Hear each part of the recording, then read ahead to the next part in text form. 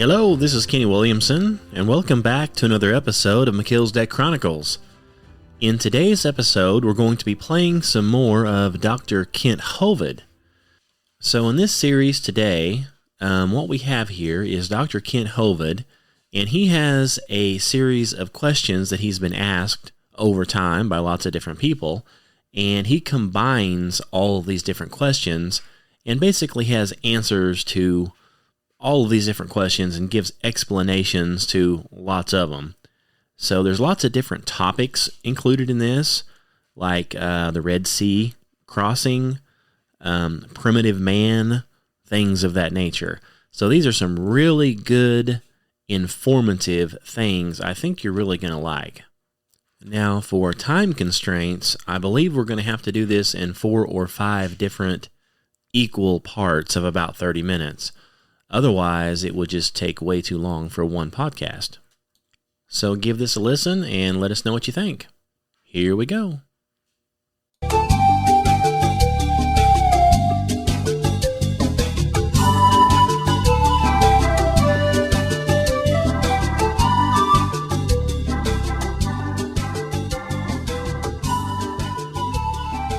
Thank you for joining us. My name is Kent Hovind. I taught high school science for 15 years, and this is going to be seminar part 7, question-answer time. If you've gotten this far, hopefully you've seen the first 6, because we will be covering new information. I taught science 15 years, and I cover information on the subject of creation, evolution, and dinosaurs. I take the position that the Bible is literally true, scientifically accurate in all details, and the evolution theory being taught in our schools is the dumbest and most dangerous religion in the history of planet Earth. We're going to be covering a wide variety of questions that I get during my Q&A time. Everywhere I go, I try to teach for an hour or so and then have question-answer time. And I've heard most of the questions that come up in the last 17 years that I've been doing this. We'll be covering a wide range of things like how do we see stars billions of light years away? Have there any fresh dinosaur bones been found, not even fossilized yet? Why are there so few human bones found? What about the Bible codes? Why do you use the King James Version? Are there contradictions in the Bible? What about other religions? Could they be right? What about global warming? Where do the races come from? A whole bunch of stuff we're going to be covering as quickly as we can. There is much more information about all of these topics on our college class. We taught college classes, CSE 101, the 100 series, 101, 2, 3, and 4. You can take those, and where we have time to go into a lot more detail. And then the 200 series is even more depth than that, okay? So you can catch, if you don't get enough information, or if I don't answer one of your questions, you can call into our daily radio program. Every day, 4:30 to 6, currently, we may change the time someday, but currently 4:30 to 6 Central Time, Monday through Friday, when I'm not traveling. I'm live on the internet, drdino.com or truthradio.com, and you can take our college classes and ask questions there. We cover just a whole lot more material. All of the slides that I use in my seminar, and it's close to 7,000 now, are available to download off my website, drdino.com, or you can just order the DVDs or CDs of all of the slides. And a lot of slides, you'll see they've got a little asterisk near the end. That indicates there's something in the notes section of the slide. And there's a lot of things I have to skip just for sake of time, but hopefully we can answer some questions for you here. The Bible says in Ecclesiastes, I applied mine heart to know and search and to seek out wisdom and the reason of things. I think it's wise for Christians especially to do that. Try to be ready always to give an answer to every man that asketh you a reason. And I think we could be more effective soul winners and more effective for God's kingdom if we knew more and could give an answer. That's the goal of all this seminars that we produce, is to equip people that can give an answer to know the truth.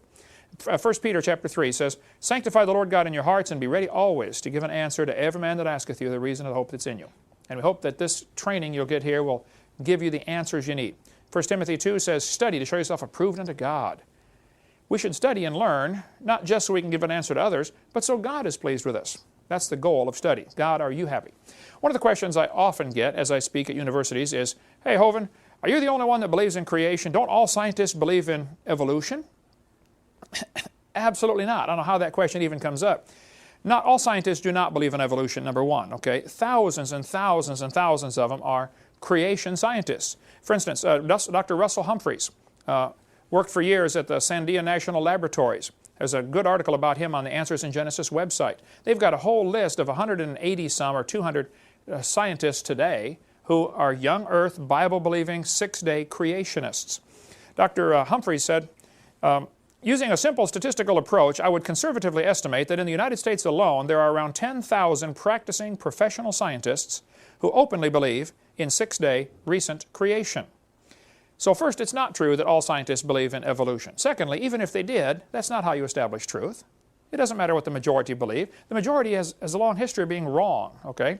They used to teach, all the planets go around the Earth. The majority was wrong, okay?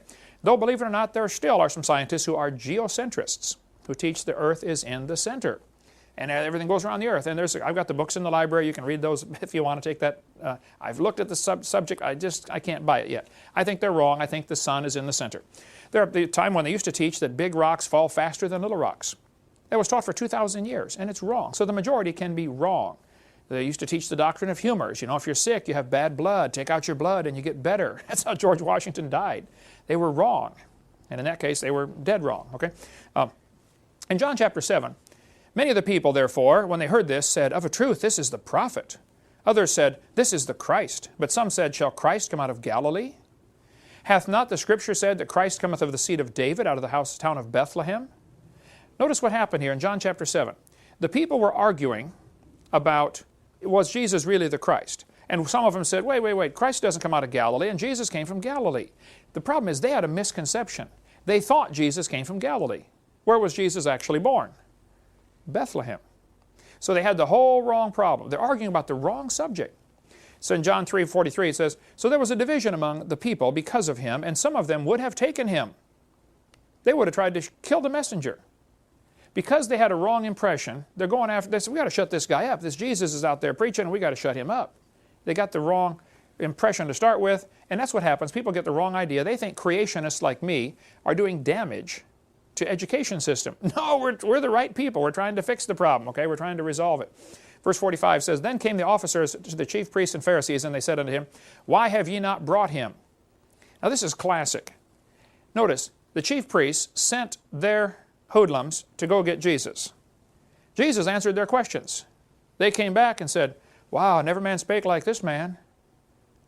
And then the Pharisees said, "Well, you should have asked him this." I get this every time, including 3 days ago in Michigan at the university up there. There's always some professor that says, they advertise that Hovind's coming to the university to speak, Northern Michigan University. Or the week before, it was in Wisconsin, at Milwaukee, Wisconsin. 100 professors in Milwaukee refused to debate me. 80 professors at Northern Michigan University refused to debate me. I've had close to 4,000 now professors that have refused to debate on the subject. And they don't even come when I speak. They send their students and say, "Here, ask him this, ask him this, ask him this." The student comes back and says, "Teacher, he answered all my questions." And then the teacher says, "You idiot, you should have asked him this and this and this." Well, teacher, you coward, why didn't you come? Okay, why didn't you ask the question? And professors do the same thing, just like the Pharisees did. The professors send their students to try to trap the creationists. They won't come themselves, okay? And then when that doesn't work, they try to use the law to silence them. Let's just pass a law that says you can't teach creation. Or if anybody does try to teach creation, we're going to get them fired. Send them out of here. Then verse 47. "Then answered them the Pharisees, Are ye also deceived?" Hovind translation. "Are you stupid? Has this guy deceived you?" Then this is the classic one they always use. "Have any of the rulers or of the Pharisees believed on him?" Translation. None of the other scientists believe this creation stuff. Therefore, evolution must be true. Now think about that logic.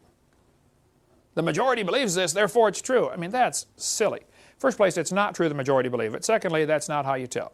And then they said, "But this people who knoweth not the law are cursed." Hovind translation. "We have knowledge, you don't. We have a degree, you don't. We don't approve of your degree. It's from a non-accredited Christian school. Therefore, we're smart, you're dumb." That's a common tactic used by the professors today. And the 99 professors I've debated, it happens all the time. And then one of the guys, Nicodemus, very wisely said, "Doth our law judge any man before it hear him?" Nicodemus at least had the common sense to say, hey, before we judge this guy Jesus and say he's wrong, he's stupid, etc., let's listen to what he's saying. And I would encourage college students and professors and anybody, listen to the creation side. Just listen. Really honestly listen and hear it, and then make your decision. When I spoke in Soviet Union a couple years ago, I was at a university over there in, I don't know, Pavel, if you remember what city I was in. It's in Ukraine, your home state, but one of the cities had a university. They shut down the university and sent 30 professors to have me speak for 2 hours because on creation. I was a big celebrity, Dr. Hovind from all the way from Florida, The further I travel, the more famous I am, When I'm right here in town, it's not famous at all. But they shut down the university and 30 professors came. After about an hour of speaking on creation, one of the professors was crying. And I asked the translator, this girl named Olga, I said, what's he crying about? And she said, he's never heard the creation story. He didn't know there was one. And I think there's a lot of people in America, a lot of students that I see in America have never really honestly heard the creation story. So if somebody says, everybody else believes in evolution, therefore you should too, number one, that's not a good argument. And it's not true, okay? And listen to the creation side. Understand it. Because when I get done talking, a lot of times, like in the airplane, I sat by somebody who believed in evolution just last week. I said, well, let me just explain the creation side. It took 3 minutes, explained the creation view very simply. And they said, wow, that makes a lot of sense. Well, yeah, just listen, okay, to what they got to say. Okay. They started with the false assumption that Jesus was from Galilee. He wasn't, okay. He was actually born in Bethlehem. Some of the Pharisees had not believed him, so therefore that's proof that he's not right. You get the same thing today. Some scientists don't believe in creation, therefore creation's not true. That is absolutely stupid logic, okay? And they'll say, has he published in science journals? As if, well, you don't see creation articles in National Geographic, therefore that proves it's not right.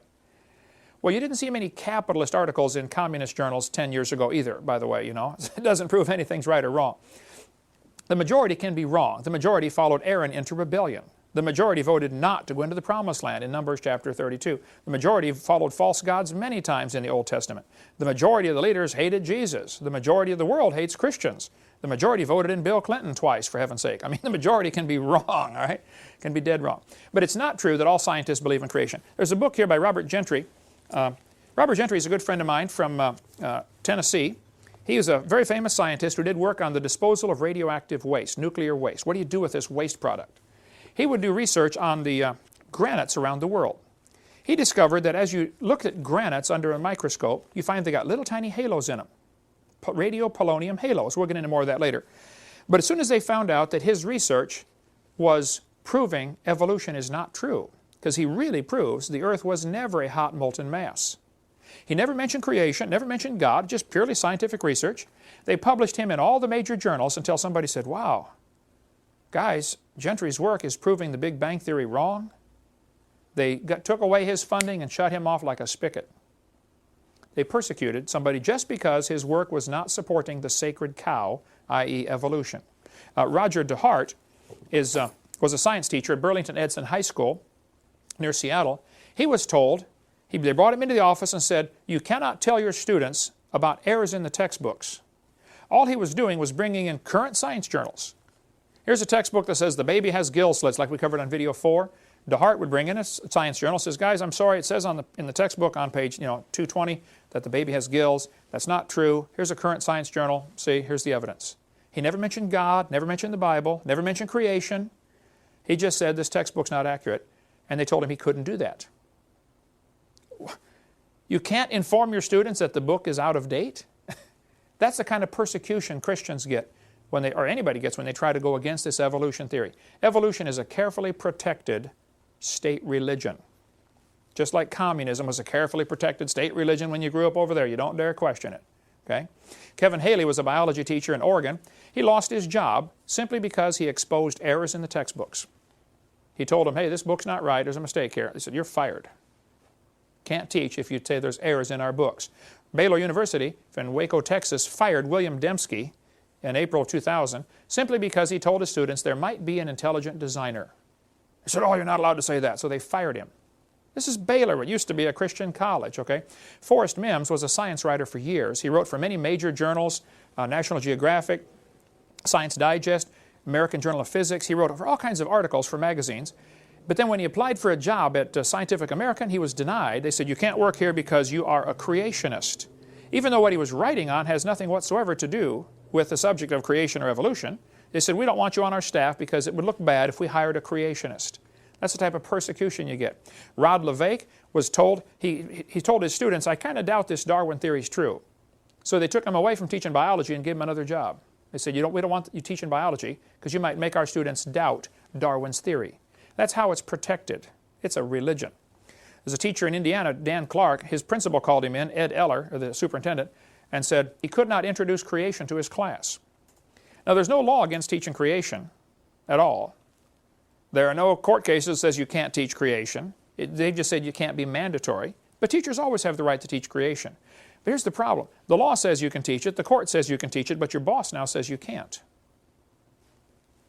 So he quit his job finally over that. He stood firm and said, look, I'm not going to bow to this one. He quit his job. Dean Kenyon wrote the book Pandas and People. He was a science teacher at San Francisco State University. He wrote this book and says, it's a biology textbook, basically, a science textbook, that says, hey, you know, there must have been some kind of designer. This is so complicated, this is amazing. There must have been a designer. It doesn't try to get him saved or converted to be a Baptist or a Buddhist or a Catholic. It just says, look, there must be a designer. He was a tenured biology professor, San Francisco State University. He had written all kinds of books about evolution when he believed in it. Then he got converted and said, you know, I really doubt that theory is true. It doesn't work. And so they fired him. But he was tenured, so he sued them and got his job back, and they put him in as a lab assistant washing test tubes, stuff that, you know, the students do. He had to sue him again to get his real job back. Just because he said, I think there might be a creator to this universe. That's the type of persecution you get. When I spoke in Lubbock, Texas several years ago, they had a professor there named Dr. Dini, D-I-N-I, who teaches biology. He told his students, if you don't believe in evolution, don't come ask me for a recommendation to go off to medical school, because I won't give you one. He said, it was on his website for years. He said, if you don't believe in evolution, you'll never get a recommendation from me. Well, when I went to speak there in Lubbock, Texas, the students offered Dr. Dini $1,000 if he would debate me for 2 hours, and he refused. $1,000 for 2 hours. That's pretty good money, Leah. How'd you like to make $1,000 for 2 hours? I mean, he said no, he won't do it. The persecution that happens against Christians and against creationists in the secular school system is mind-boggling. What are they afraid of? So I say, well, it's not true that all scientists believe in creation, but many scientists that do believe in creation are afraid to say anything because they know the kind of persecution you're going to get. How many teachers were there in Ukraine that did not believe in communism but didn't dare say anything about it? You know, anybody, even if you don't even smile right at Stalin, he'd kill you. You know, you'd end up in the gulag someplace. That's the kind of thing that's happened in America, believe it or not. If a person doesn't support the evolution theory vocally and actively, they'll be banished to academic Siberia. They lose their grant money, they will lose their job. You know, it's sad.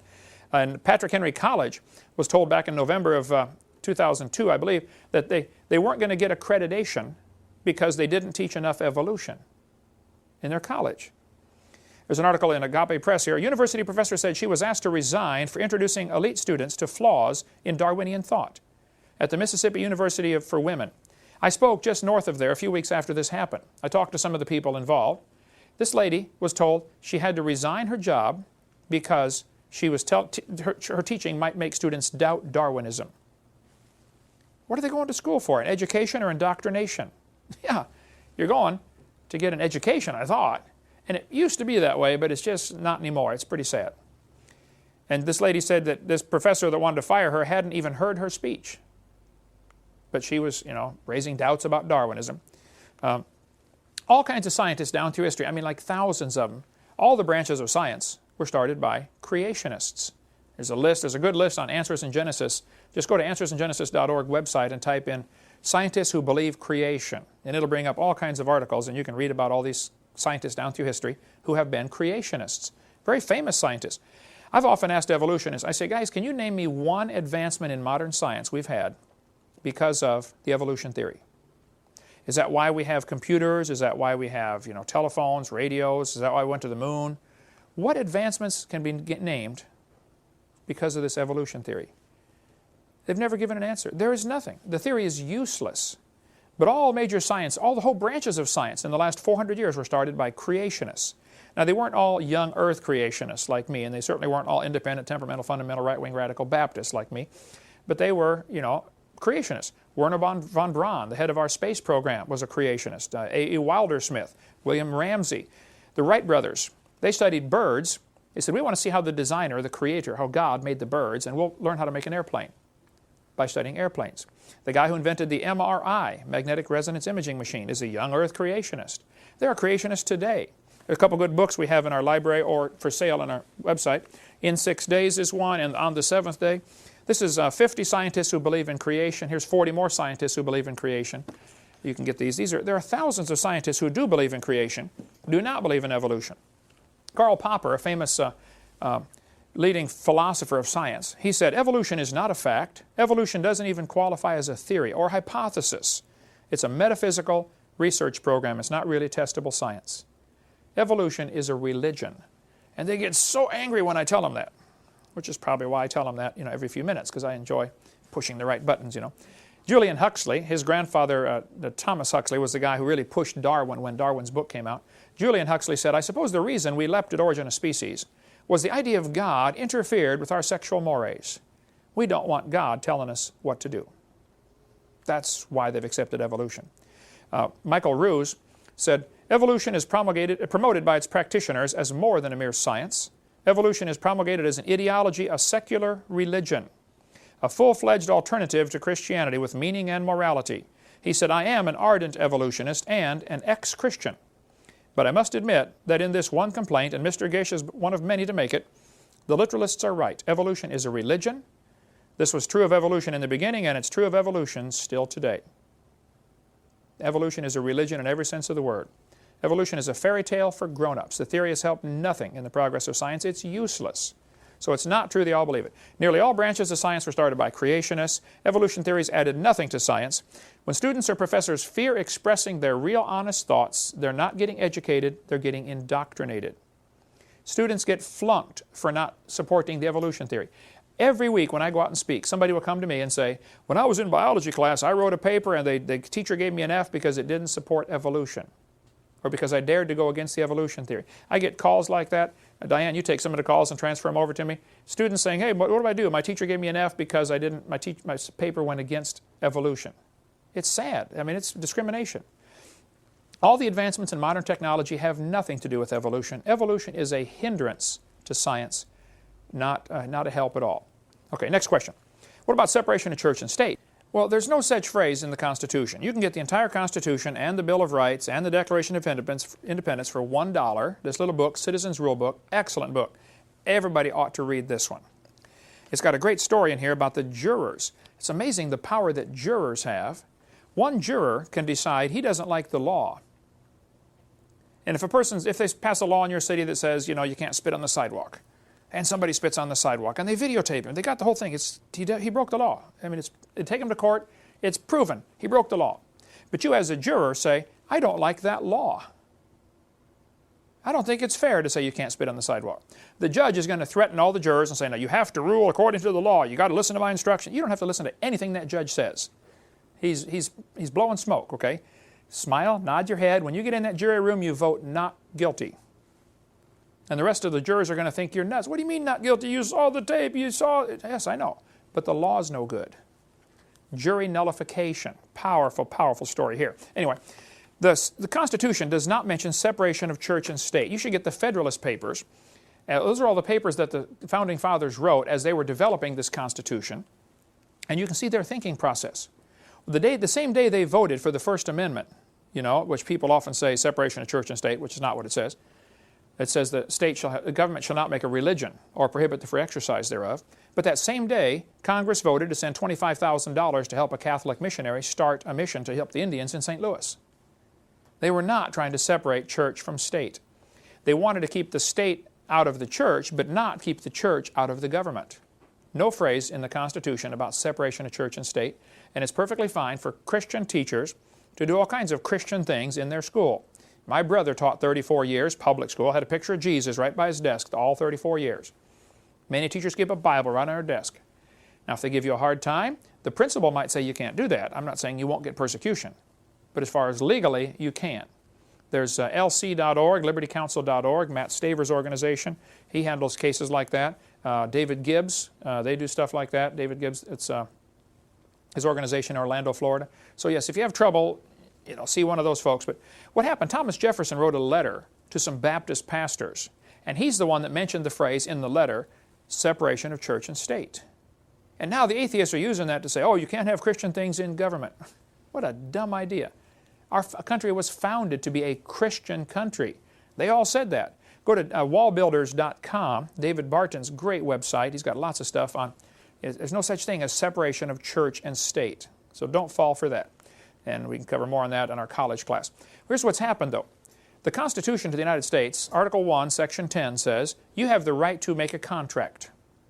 Let's suppose Adam says, Brother Hovind, I'm going to pay you $10 an hour the rest of my life.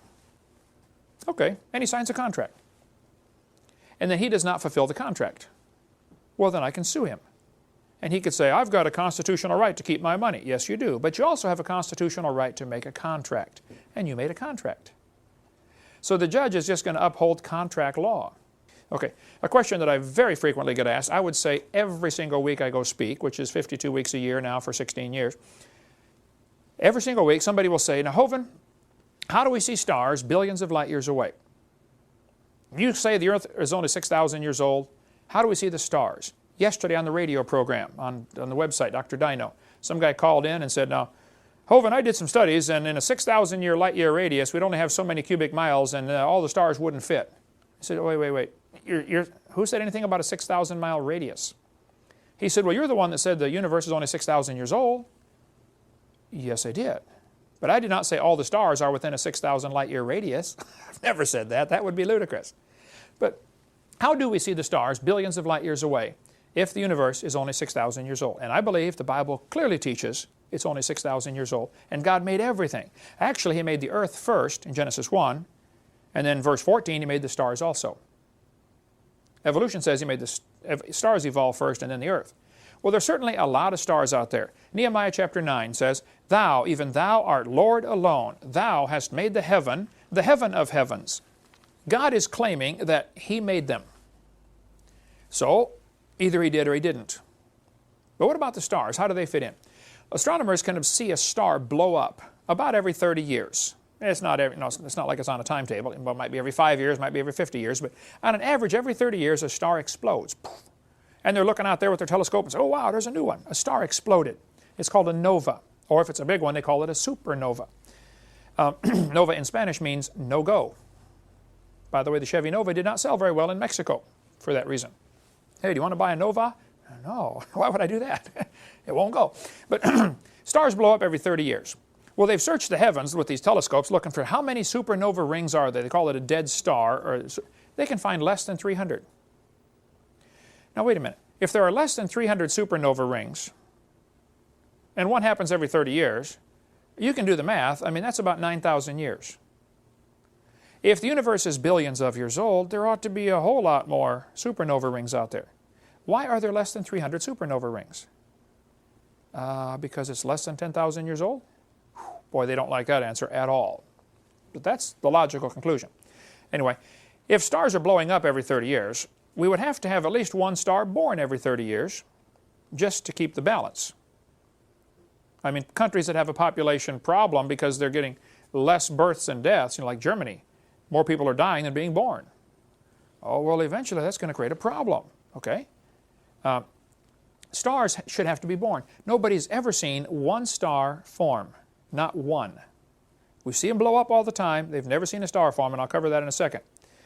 Its last estimate by Hubble telescope was that there are 70 sextillion stars. 70 sextillion. They say the universe is 20 billion years old. Well, you can do the math. That means 6.5 million stars would have to form every minute. We'd have to have 6.5 million stars forming every minute for 20 billion years to make the stars that we know about. That doesn't count the ones we don't know about because we can't see them yet. Who knows how many stars are out there? Sometimes the textbooks will say, well, there are new stars being constantly born in clouds of gas and dust. This is so stupid. How a physics textbook can teach this, I don't know. Anybody that knows freshman physics knows when you try to squeeze gases together, pressure builds up, temperature builds up, and it drives them back apart. It's called Boyle's gas law. Nobody has ever seen dust collapsing into a solid. It would take such incredible pressure to do that. I was in a debate one time, and this professor, I asked him, I said, how can you get dust to collapse into a solid? Explain that to me. He said, well, we calculated that if 20 stars explode near each other, it'll produce enough pressure to make a brand new star. I said, now that's brilliant. You got to lose 20 to gain 1.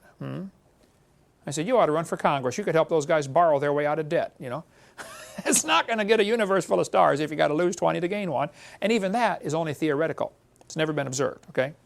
I was in Alamogordo, New Mexico, and they've got a science center down there, and they showed these pictures of star babies. They said, oh, this is a new star forming. No, sir, it's a bright spot, okay? One guy in Science magazine admitted, the silent embarrassment of modern astrophysics is we do not know how even a single one of these stars managed to form. Nobody knows how stars can form from dust clouds. No one has unambiguously observed material falling into an embryonic star, which should be happening if the star is truly still forming. And no one has caught a molecular cloud in the act of collapsing. Precisely how a section of interstellar cloud collapses gravitationally into a star, a double or multiple star, or a solar system is still a challenging theoretical problem. Astronomers have yet to find an interstellar cloud in the actual process of collapse. The origin of stars represents one of the most fundamental unsolved problems of contemporary physics. This guy said, no one really understands how star formation proceeds. It's really remarkable. Nobody knows how this happens. So if they tell you new stars are forming, you tell them Kent Hovind said they're confused or they're lying. Because nobody knows how it happens. There's not even a good theory how you could squeeze dust into a star, and there's certainly no evidence. But here's what happens. They see bright spots appear in the clouds. Or not in the clouds, in the dust clouds in space. They look at this Crab Nebula or Eagle Nebula, and they're staring at it, and all of a sudden one day a spot gets a little brighter. Oh wow, a star's being born. That's immediately their conclusion that a star is being born. I said, wait. Maybe the dust in front of it is clearing and the star was already there. Maybe it's a star blowing up. Maybe it's another supernova. Because that's what happens when stars supernova, they get really bright. They don't know that a star is forming. So don't let them tell you that we've seen stars form. Nobody has seen such a thing. All we do is we see them blow up, which is the opposite of what evolutionists need. Now, the Bible says in Genesis chapter 1, let them be for signs and seasons and for days and years, and He made the stars also. Here God is claiming He made the stars, and it says in Psalm, He counts the number of the stars. Not only how many there are total, but each one has its own number. So God will say, oh, this is star number 42 trillion, 718 billion. He knows the number of each one. Yes, Kent, I believe he does know the number of each one. And that is our first seminar, our first episode, the first podcast in this series, if you will, with Dr. Kent Hovind's questions and answers. So if you have any questions or answers, give us an email at truthseekers2012@gmail.com. And, like it, share it if this podcast helped you, because it's going to be on YouTube as well. So like it, share it, subscribe, whatever. Give it a rating, whatever it is you guys do. And I just want to remind you guys, we do have a book out called The Haunting of Virginia Krim, which is about some demons.